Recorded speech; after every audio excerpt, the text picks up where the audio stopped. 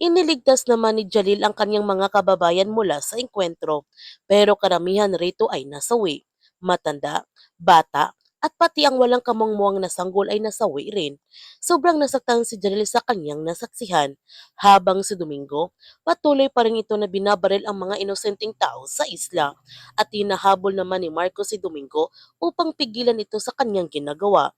Sinabihan ni Marcos si Lara na nakompromise ang kanilang misyon. Kaya hindi na nga mapakali si Lara dahil nawala ng signal ang kanilang satellite.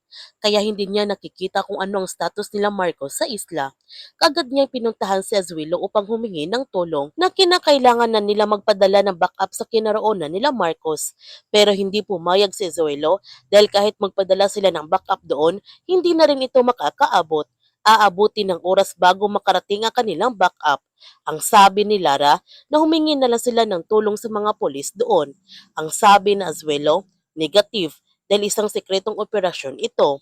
Galit na nagtanong si Lara kay Azuelo na wala na ba siyang gagawin.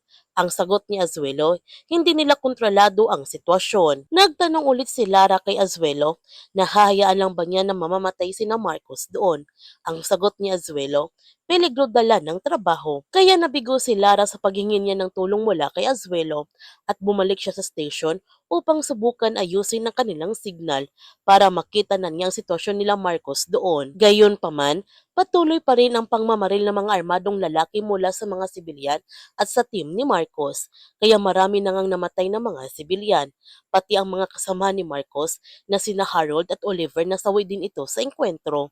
Nagtutunggali naman sa isa't isa sina Jalil at Domingo. Papatayin na sana ni Jalil si Domingo pero hindi niya ito natuloy dahil nakita niya na may pinapatay na naman mula sa kanyang mga kababayan na katulad pa ito ng uniforme nila Marcos. Galit na nga si Jalil kaya kinuha niya ang punyal upang saksakin si Marcos dahil ang akala niya na ito ang pumatay sa kanyang kababayan.